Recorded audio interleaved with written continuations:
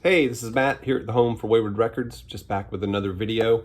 Took some good suggestions for things that people might want to hear about, and one of the ones I thought I would hit today is it's kind of a combo, top 5 most expensive records, and then I kind of combine that with, I honestly have a lot of records that are kind of around some of these same prices. So I thought I would look at some that I really enjoy and I'm glad I've found, and kind of the backstory on some of those. So I'm going to start off with Failure, Fantastic Planet. This is originally from 1996.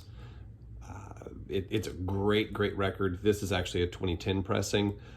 This is Failure's third record. It's kind of, I guess, space rocky. The tag, if you look, it's like grunge, whatever, but I don't really think it is. But it's definitely kind of an alt rock record. It's really good. It's really expensive. It sometimes, I got this one for about $85 a few years ago, and I thought I paid a decent amount for it, and now it's $200 or $300 for this record. It's a great record. If you ever have a chance, if you have not listened to this, it's fantastic and well worth checking out. If you find it for less than $150, you should buy it immediately, because it is definitely worth way more than that right now. So Failure, Fantastic Planet is one. Next one up, this AFI, Sing the Sorrow. This is actually an original pressing. It was pressed on Adeline. I think there's only like 10,000 of these.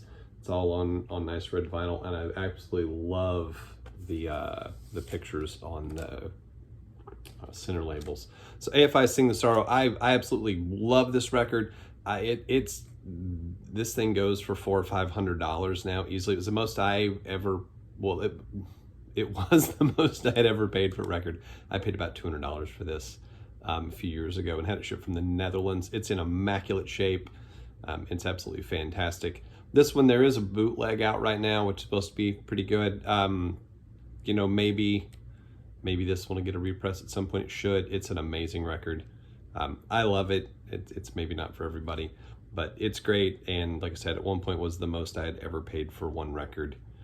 And I have beaten that now, not by much, but so this was originally about $200 for me. This one goes about $400 to $600 on Discogs pretty easily. So pretty pricey now, and a fantastic record. It's also not even the only AFI record that goes for 200 plus. Crash Love does the same thing. It's pretty expensive now too. All right. I'm gonna go with this one, Wilco, Kicking Television. So this is a box set, but it's basically one album. It's an 8 sides, 4 LP. It's a gorgeous set. I got this one for about, I paid $100 at Waterloo in Austin for this one. Again, it's in absolutely fantastic shape. If you find this one with everything in it, you have the booklet, but I also love it has the reprinted show poster for this show, which is really cool in it too, with Chicago there.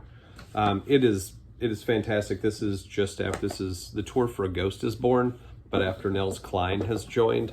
So it's kind of a whole new sound of Wilco with him in it. I love Nels. It feels like he's peeling back the space-time continuum every time he wanders off into a solo.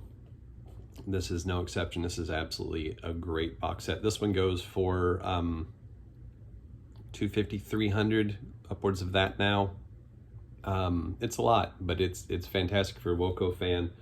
And I would say this one kind of is a good split in eras, even though Nels is on it. This is all sort of, all of this is work that he wasn't on studio-wise, so it's his kind of adding in and interpreting those things. And then with the albums with Nels, you get a different feel in those, really, in some cases. So Wilco, Kicking Television. Like I said, I got about this for about $100. My last two, one is I'm gonna go with my most expensive next. I'll save the last one in the story for it. Second to last one is Pearl Jam Lost Dogs. I actually got this one the short period of time I lived in Tampa, St. Pete. I had a great store called Microgroove. Somebody traded in a bunch of Pearl Jam records, and I saw their online post and actually ended up going and getting this one. Lost Dogs was still sealed, which is pretty cool. I paid $250 for it, still sealed, which is pretty amazing because this thing on Discogs is regularly 500, 600, 700 or more on there. It's a lot. This is all just B-sides and unreleased extra stuff, but there's some great songs in here. Wash is on here. Leaving Here, Yellow Ledbetter, Dirty Frank, lots of great stuff on this one. And it's Pearl Jam, so God knows it may or may not ever get a reissue. Who knows? And there are bootlegs of this one out there too, but this is a sealed original. I also got Drop in the Park the same day somebody had broken up the 10 Redux box set, and I got that one separate ninjas out of there too for 60, so that was pretty cool. That day was yeah, it was a little pricey that day. So $250. I actually think this was a little bit more than I'll have to remember, but yeah, Pearl Jam Lost Dogs, pretty pricey on that one. My last one runs a little less than these other ones, but this is my favorite one. Actually ran into this copy, a Mobile Fidelity Original Master Recordings copy of Ziggy Stardust and the Spiders from Mars. So here's the story. I had been looking for a copy to find an older copy of Ziggy Stardust used, and for whatever reason, it seemed like the supply had dried up in Austin at the time. This is probably 2015. Supply, I couldn't find a good used copy of Ziggy Stardust. And I walked in Waterloo one morning and was flipping through the racks, and this one was in there, and the price on it was $7.99. It's worth a lot more than $7.99. And it's in immaculate shape. The record inside is absolutely pristine. It is gorgeous. It is wonderful.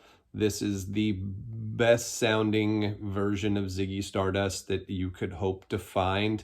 It's absolutely gorgeous. It's sort of my reference album. I've ended up picking up some other copies of Ziggy Stardust over the years, and I've kind of semi-retired this unless I really am either testing out a new needle or something new on the stereo, something like that, because I just don't, I'm never going to find another one of these. So I'm kind of cautious with it. This one generally goes, you know, you can find it 150, 200 or so on Discogs. It's gone up. Everything's gone up on Discogs lately. But this is probably my favorite record in the collection, just because it is the one of, if not the best sounding albums in my collection, and it's absolutely gorgeous. And I'm probably going to play it today. Now that I've done this, I'm going to give it one of its spins and check that out. Yeah, so top 5 expensive or most collectible albums. I'm not sure how to judge this one. But yeah, here you go. All right, thanks and take care, and I will see you soon.